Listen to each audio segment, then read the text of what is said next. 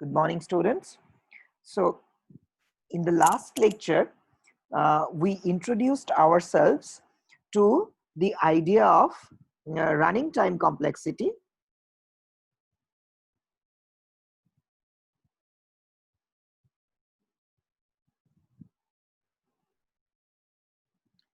And we also introduced ourselves to the concepts of different cases of running time complexity, such as the every time,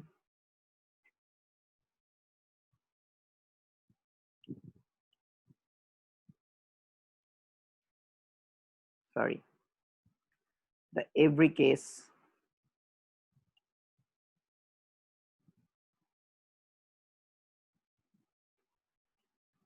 time complexity,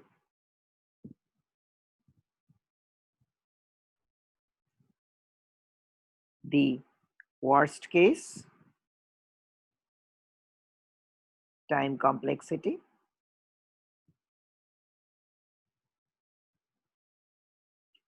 average case, time complexity,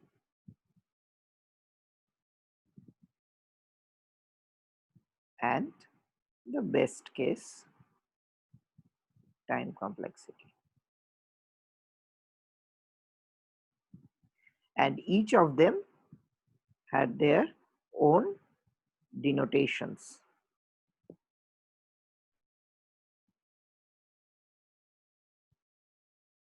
And we took various examples to estimate the running time complexity for the different algorithms. Today, we will move a bit further and introduce ourselves to the concept of complexity functions.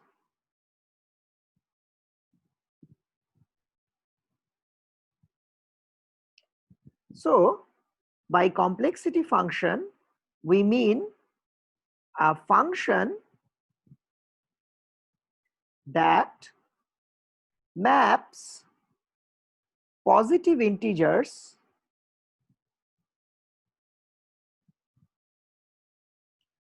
to non-negative reals.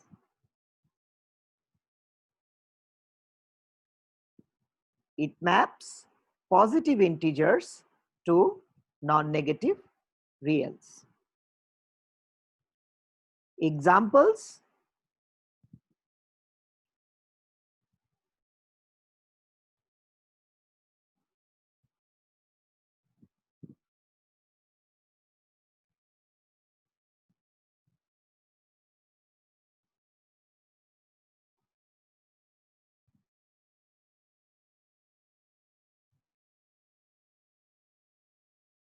so all these are examples of complexity functions. So basically, it will map a positive integer into a non-negative real, okay, in each case.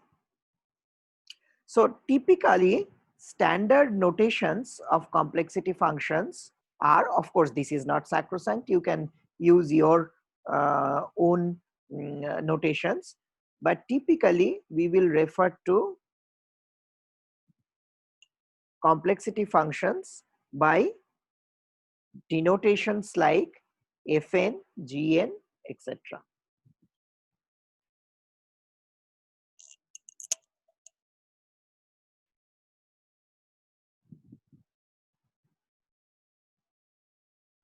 Now moving a little further ahead, we try to define some more concepts. Linear time algorithms.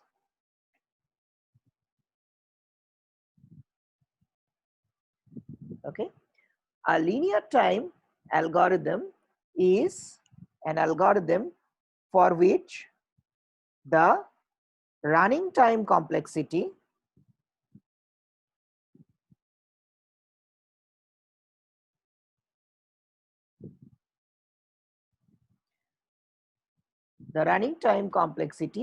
is linear in the input size. So the running time complexity is linear in the input size. Likewise, you can define a quadratic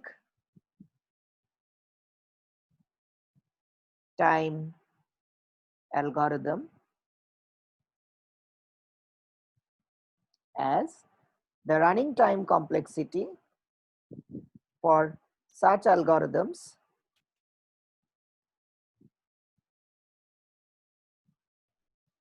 is quadratic in the input size.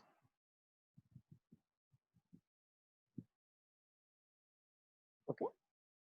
So while a linear time algorithm, the running time complexity is linear in the input size, for a quadratic time algorithm, the running time complexity is quadratic in the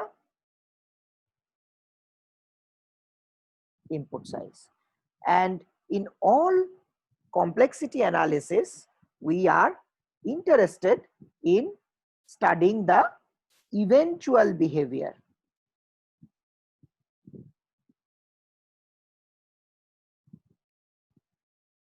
We will see this in a moment with an example. Okay. So, and when we consider this eventual behavior, there is one fundamental principle that you need to remember. So this is a very important fundamental principle that will come time and again in all your analysis. Any linear time algorithm for a given problem will be eventually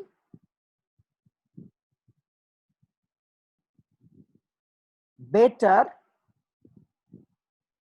than a quadratic time algorithm. Okay. So the idea is that any linear time algorithm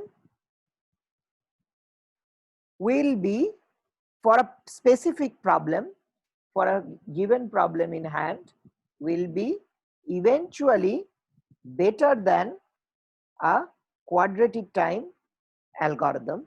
Better, or like whatever we have been studying so far, efficient or better than a quadratic time algorithm. We will soon see an example for this. Let's say that there is a problem P, okay, and we have two algorithms.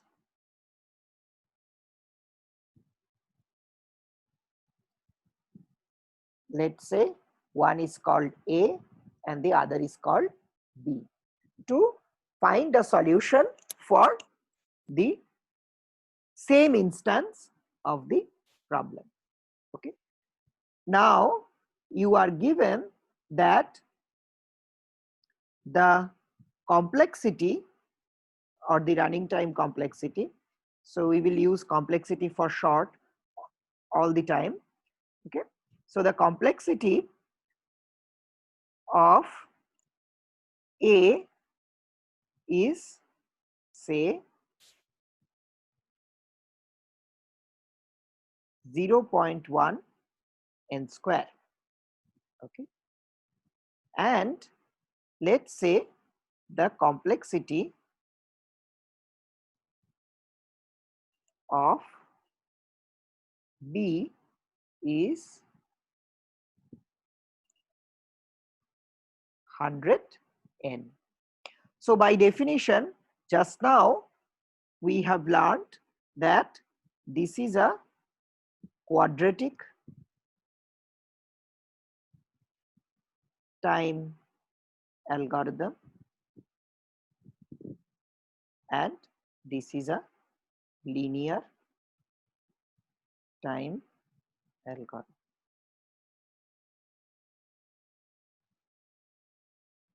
Okay.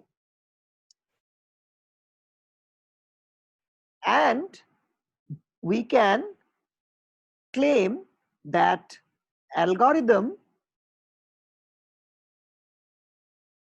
B will be better than algorithm A, better or efficient than algorithm A if 0.01 n square is larger than 100n. And if you divide both sides by 0.01 n, then for n larger than 10,000, B will be more efficient than A. So that is why we were telling that B will be better than A, okay, or more efficient than A eventually. So for large n, okay, this is where what we mean by eventually. You see, like for n larger than 10,000, B is going to be better than A. Now it might be that in your application, in an application that you have chosen, the value of n never goes beyond 10,000. In that case, the algorithm A will be better than algorithm B and our choice will be algorithm A. However, if you know that n is going to get larger and larger soon, then algorithm B is a better choice for obtaining the solution.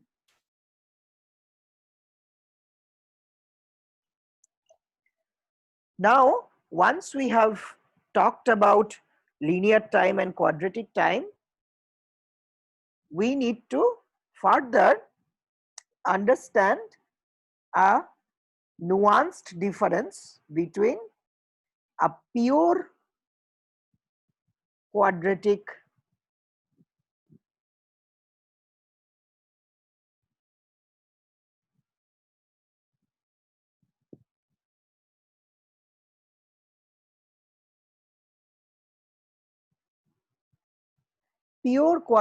function.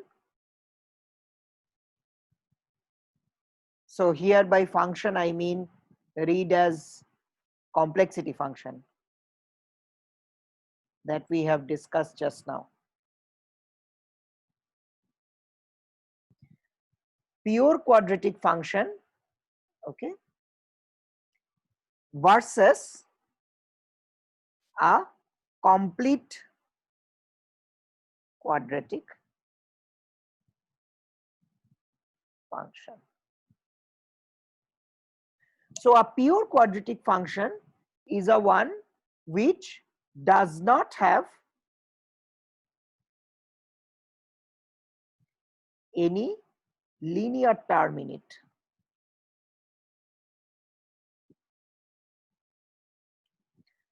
Example 5n square or 5n square plus 100, etc. Okay. Whereas a complete quadratic function will have a linear term in it.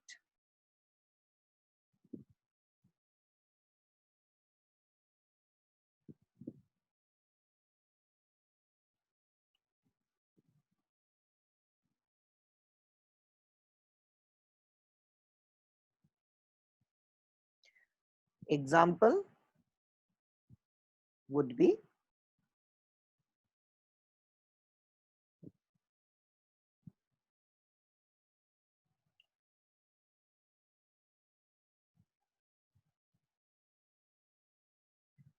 now let us compare a table of values which changes with n. In one column we have 0.1 n square, and in the other column we have the expression that we wrote just now.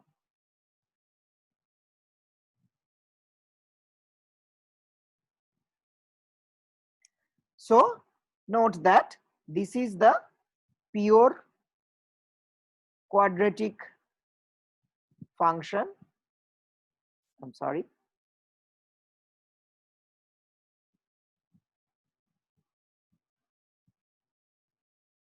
Okay, we can probably rewrite.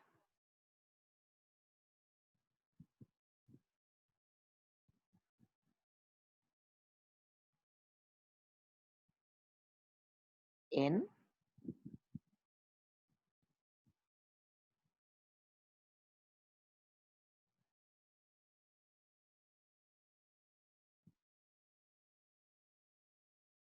so this one is a pure quadratic function, whereas this one is a complete quadratic function. Now let us say we vary the value of n.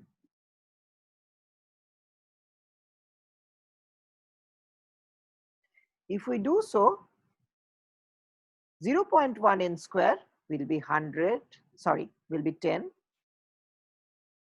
in the first case, 40 in the second, 250 in the third, 1000 in the fourth, and 100,000 in the fifth case. If we compute the complete quadratic function, then the values that come up are as follows.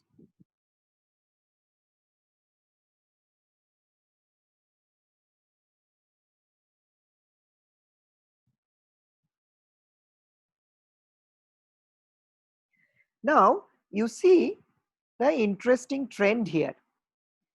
As you increase the value of n, okay, as n increases, the pure and the complete quadratic functions come closer and closer. Okay, and this is what we were trying to mean by eventual behavior. So eventually they tend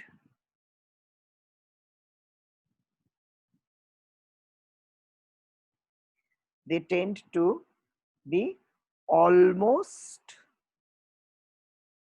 the same. So while initially with the value of n there was a substantial difference between the pure and the complete quadratic functions, as soon as we started increasing the value of n, the difference between the pure and the complete quadratic function started diminishing. Okay, this is what we meant by the eventual behavior that I was talking about. So what does then this mean? So this actually gives us an interesting, a very interesting indication, and the indication is that although 0.1 n square plus n plus 100 is not a pure quadratic function, but this can be approximated by a pure quadratic function eventually. So a complete quadratic function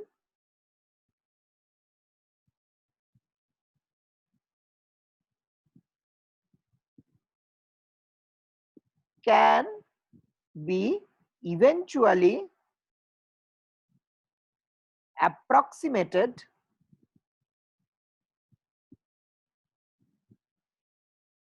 by a pure quadratic function. And this is one of the crux of the things that we will be studying now.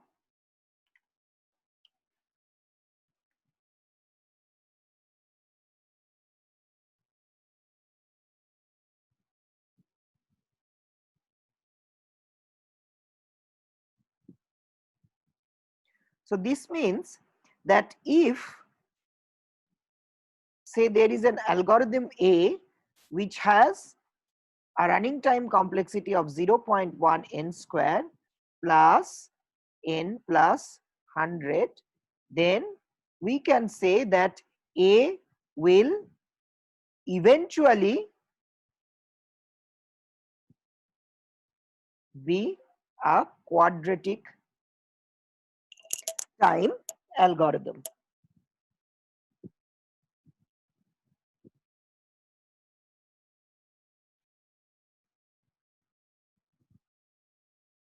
Okay, because as we have seen from the table that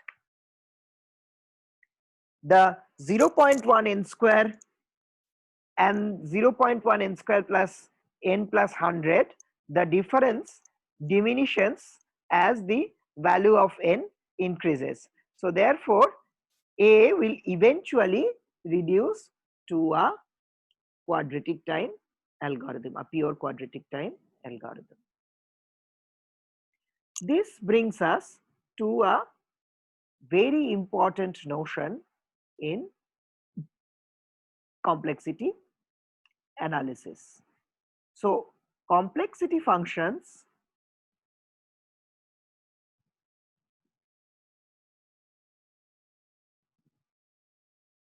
that can be classified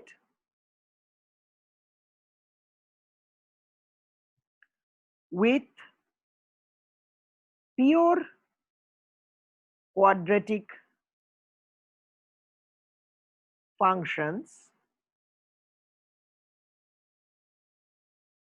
are called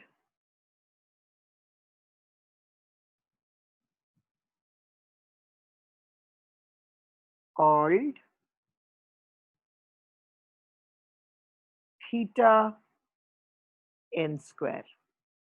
Okay,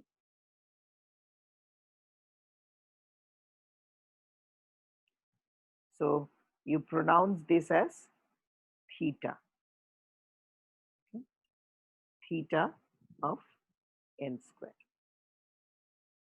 So suppose we have some function gn equals 5n square plus 100n plus 20. We can, since this can be eventually classified by a pure quadratic function, we can say that gn is theta of n square. We will come to a more rigorous definition of theta soon, but this is like the first level idea in terms of complexity functions. Recall the exchange sort complexity. Exchange sort every case complexity. What we found? Tn is equal to n into n minus 1 by 2. This is nothing but n square by 2 minus n by 2. And as we said that this complete function will, for some large value of n, eventually turn into a quadratic function, and therefore we can write Tn is theta of n square.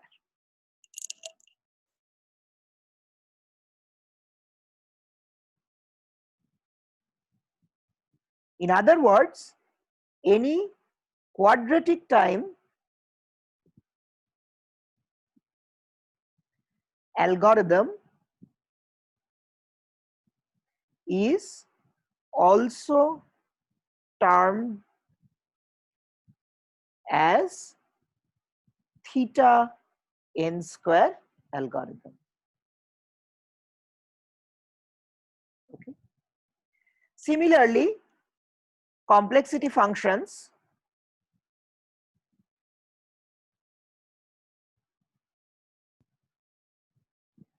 that can be classified by pure cubic functions are said to be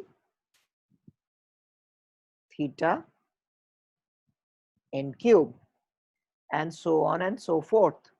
Okay. So each of these classes are called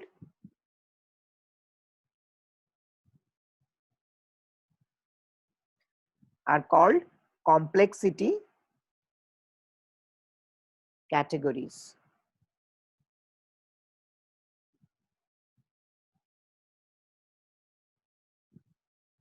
And as you can immediately understand that there can be different complexity categories. For instance,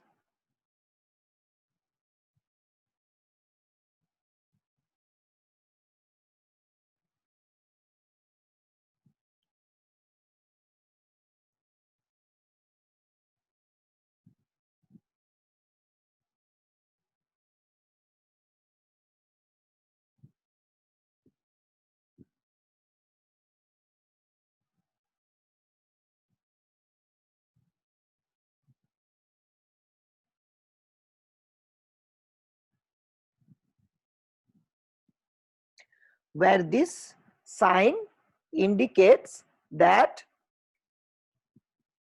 eventually theta n will be larger than theta log to n. That is, eventually theta log to n will be more efficient than theta n. Similarly, eventually theta n will be more efficient than theta n log to n. So this is eventually more efficient. Similarly, in all other cases. Okay. In fact, if we draw the growth of these functions, we will immediately able to visualize this observation better.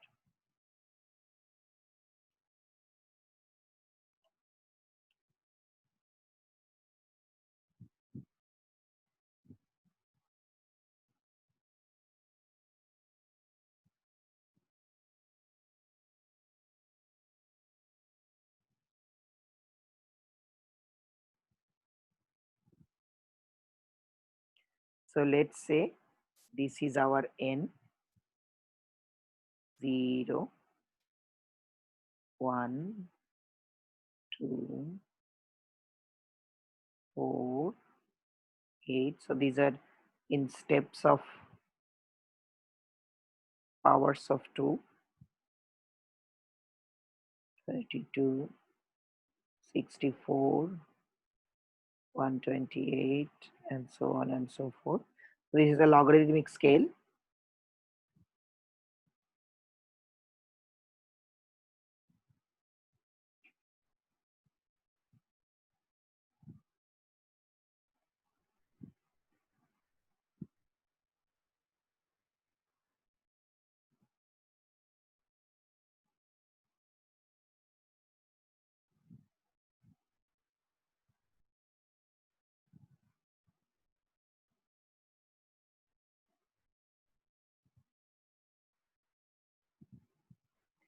The drawing is perhaps not perfect, but I guess you get the idea.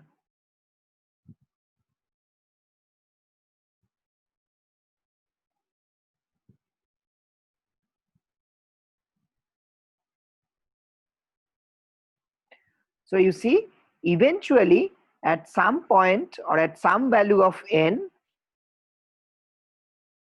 log to n is going to be better than n, and n is going to be better than n log n, and so on and so forth.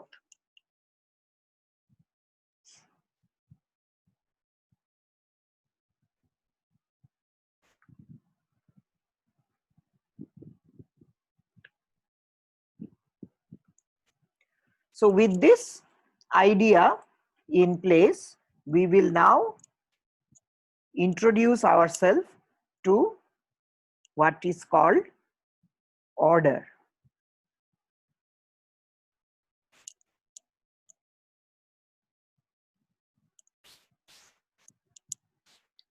So here we will first start with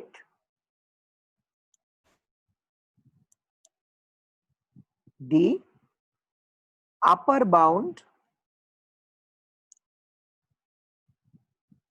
or the big O notation.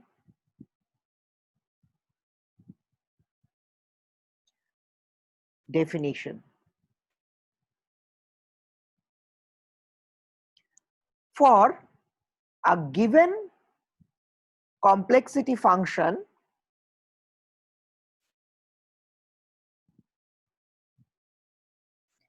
say Fn, big O of Fn is the set of complexity functions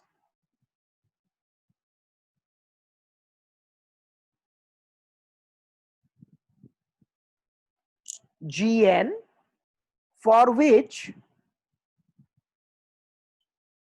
there exists some positive real constant C and some non-negative integer n such that for all n greater than equal to capital N, Gn is less than equal to C into f of n. This is also sometimes denoted as Gn in big O of Fn.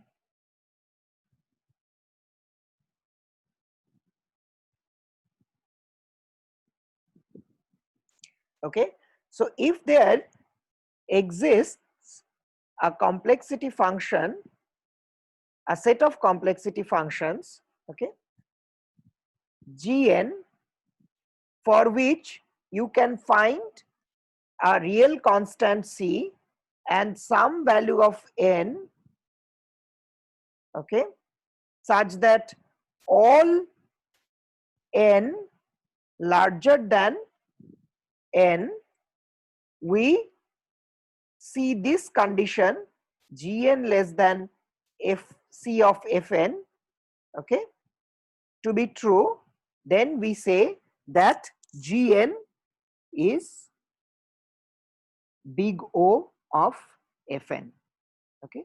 So this term Gn is belongs to Fn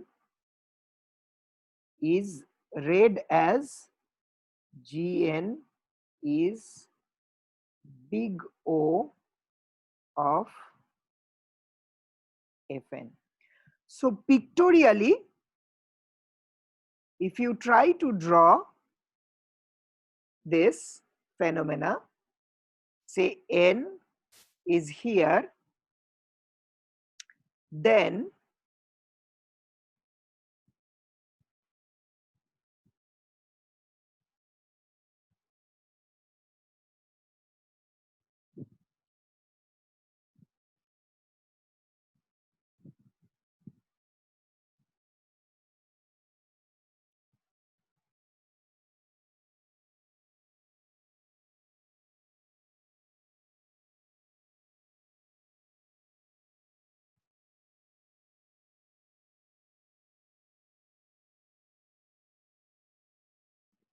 so see, after the value of capital N, okay, C into Fn is always larger than Gn.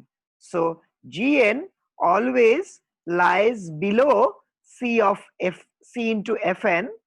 So Gn lies below C into Fn for all n greater than equal to n, right? So this is the interpretation of big O. That is as if Gn is upper bounded by C of Fn. So this is sometimes also called the upper bound. So Gn is upper bounded by C of Fn. Okay. So let us take some example and try to get the concept further clear. So recall the exchange sort.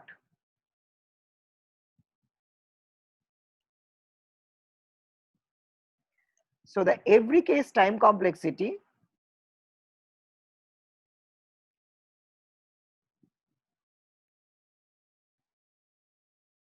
for exchange sort was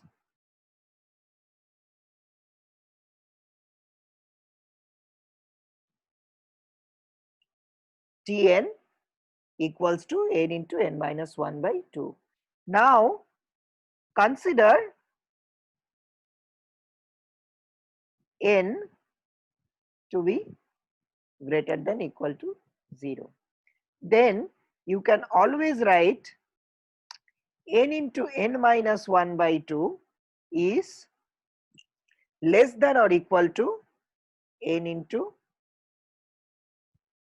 n by 2, that is half n square, okay. And this immediately tells you that Tn is big O of n square for C equals half and n greater than equal to 1, okay. For all n larger than 1 and the choice of C equal to half, we have the above condition holding, and therefore we can say that Tn is upper bounded by n square, or Tn is big O of n square. One more example. Show that n is big O of n square. Okay. Consider n greater than equal to 1. So you can always write n is less than equal to 1 into n square, and therefore for c equal to 1 and capital N equal to 1, we can say n is big O of n square, right? So here c is the constant, and for any n larger than equal to 1, we have the condition satisfied, that is gn less than equal to c of fn. Okay, and therefore we can write that n is big O of n square.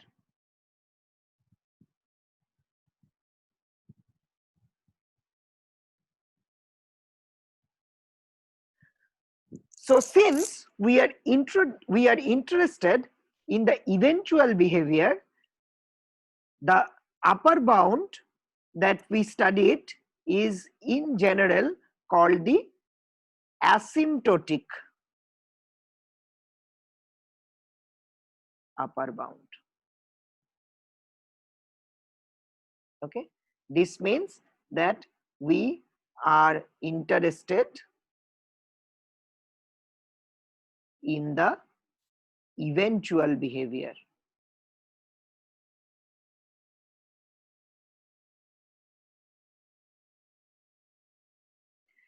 Just as asymptotic upper bound, we have a similar concept called the asymptotic lower bound. Okay, let us now define the asymptotic lower bound.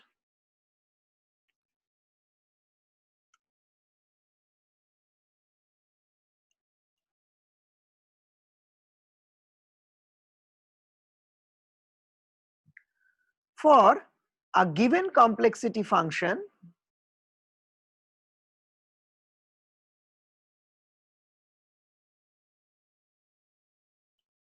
Fn, omega Fn is the set of complexity functions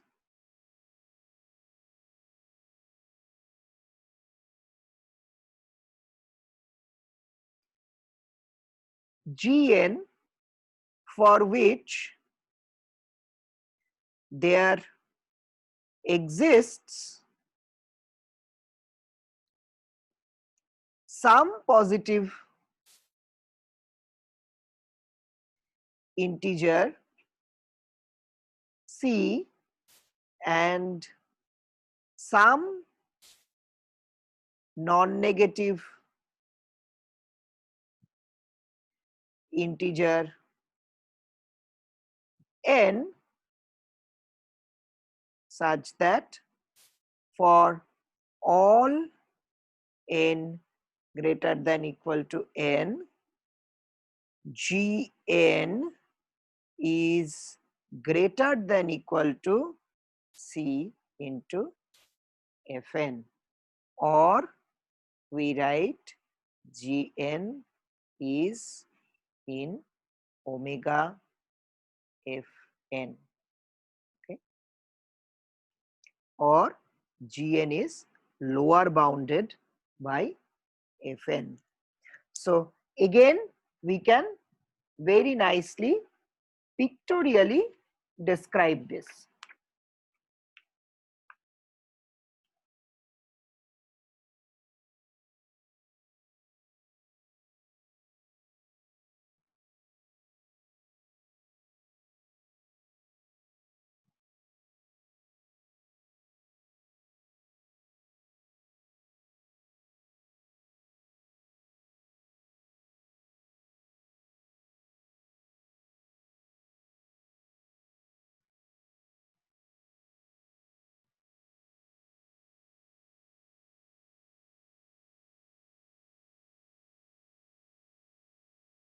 So here the interpretation is that CFN will eventually always lie below GN.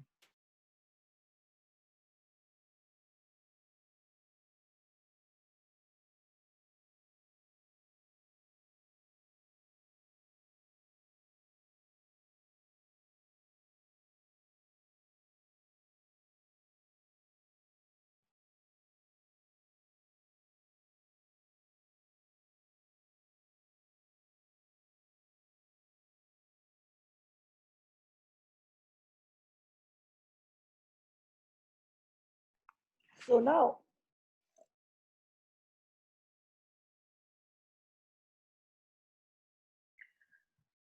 now let us look into some examples of lower bounds. Again, consider the exchange sort case.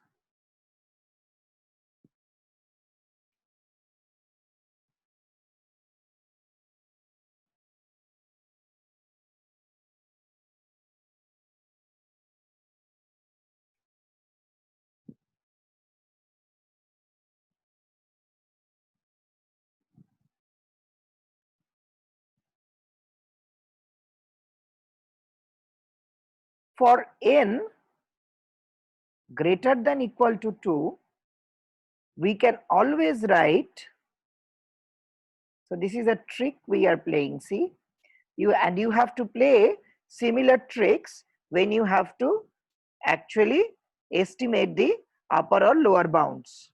Okay, so you have to learn. So the more you will practice, the better you will be able to solve this kind of problems.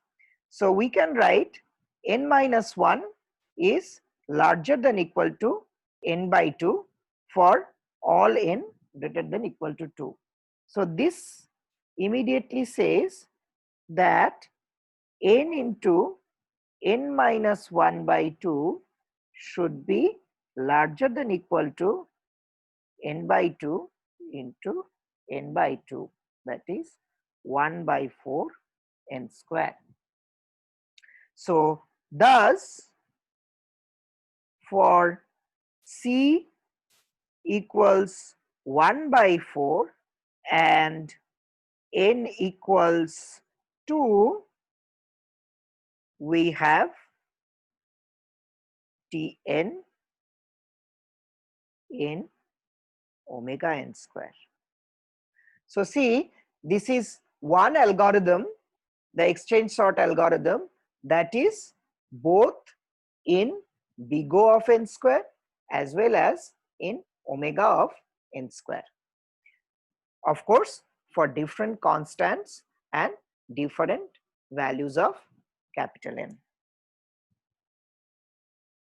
One more example. Show that n cube is big O of n square. Okay. Again, this is easy. For n greater than equal to 1, we can always write n cube is greater than equal to 1 into n square. Therefore, for C equals to 1 and n equals to 1, we have n cube in omega n square. Okay. So in this way, we can solve such ordered estimation problems. Okay. finally we will, or we are in a position to formally define theta. Okay. So for a given complexity function,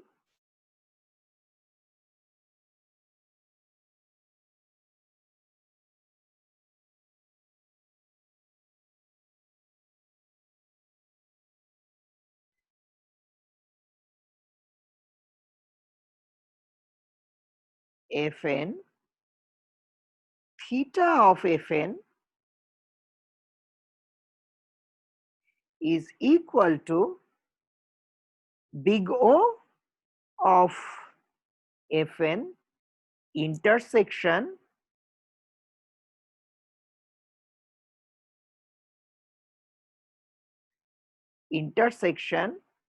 omega of Fn. So in other words, we can write that theta Fn is the set of complexity functions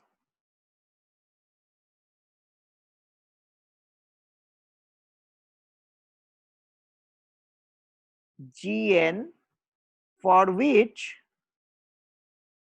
there exists some positive constants C and D and some non-negative integer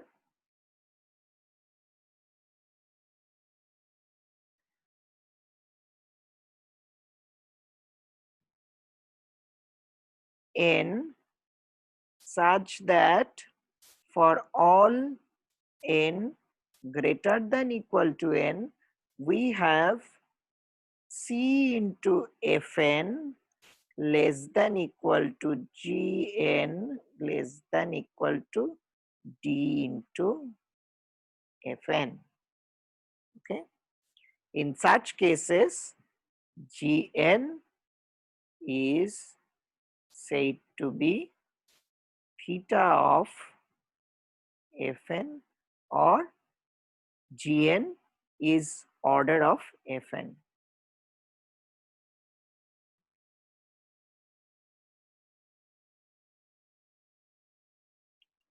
Now, if you combine the two plots that we saw just now for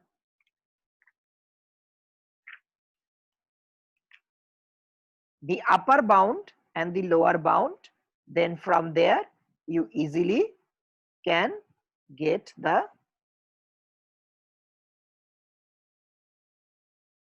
notion of theta n. Let's say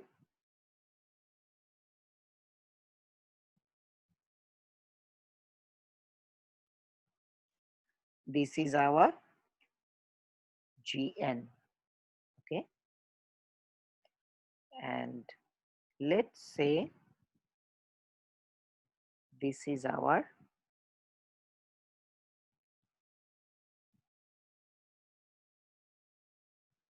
Cfn, okay, and let's say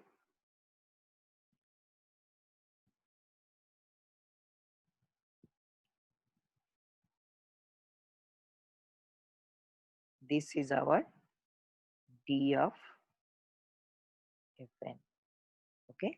So in this case we can say that Gn is order of Fn because Gn, you see, lies between some C into Fn and some D into Fn. So it is bounded on both sides. So in the upper bound, it was bounded on the upper side. In the lower bound, it was bounded on the lower side. Now it is bounded on both sides.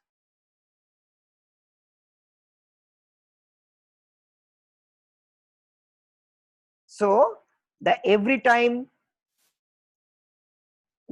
case time complexity for exchange sort actually is an example of this kind of a function, as we have just now seen.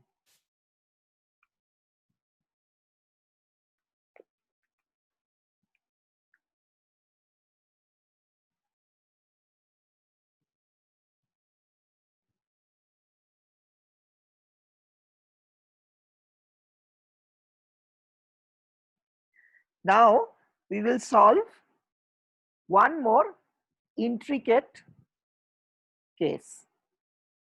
Suppose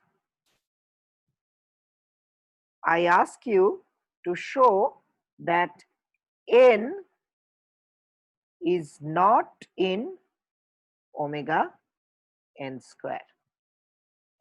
Okay. If we have to show this, we will approach the problem from proof by contradiction.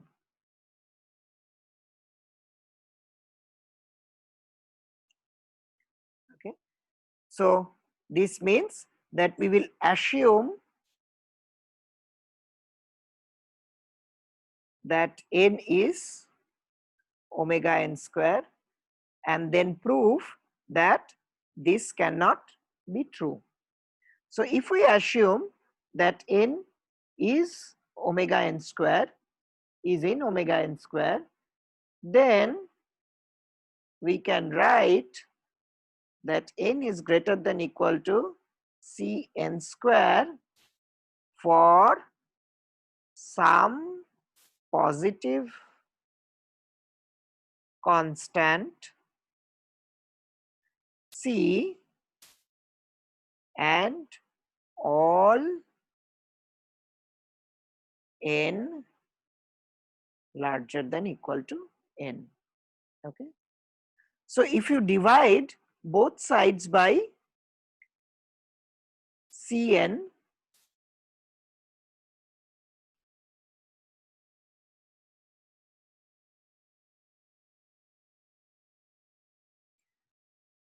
we have 1 by C greater than equal to n, which means that for any n larger than 1 by C, this inequality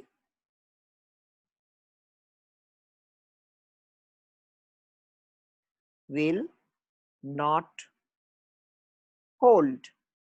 Okay, and that further means that it cannot hold for all n larger than equal to some n, because then from that point onwards, from that capital N onwards, for all other cases this has to hold.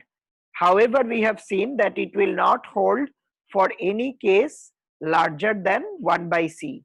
Therefore, this is bringing us to a contradiction, and we obtain that n does not belong to omega n square. Okay. So there is a final definition with which we will end this chapter, which is a little more strict version of the upper bound definition that we saw just now.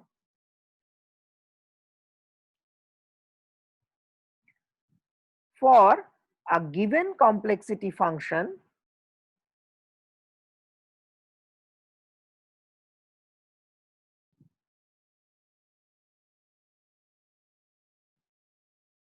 Fn, small o of Fn is the set of all complexity functions Gn satisfying the following. For every positive real constant C, there exists a non-negative integer n such that for n greater than equal to n, Gn is less than equal to C Fn, or Gn is small o of Fn. So note the important distinction. So for big O, we did not have this specific condition here. So this has to hold for every positive real constant. For big O, we have to find one positive real constant. For small o, we need to find such an n, such a capital N, for which any positive real constant C we consider, Gn is going to be less than equal to Cfn. Okay. So this is also sometimes called Gn is small o of Fn. Similarly, exactly similarly, you can also define the concept of small omega Fn. Okay. Just like small o of Fn.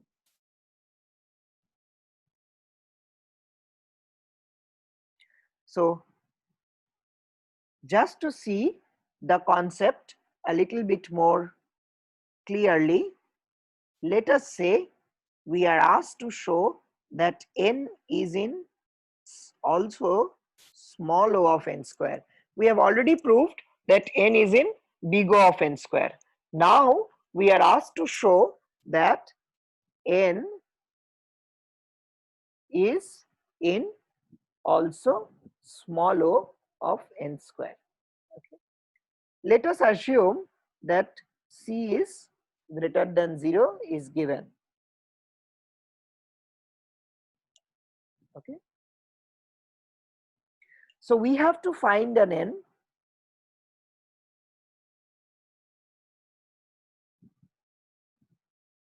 such that for all n greater than equal to n, n is less than equal to Cn square. Now if we divide both sides by Cn,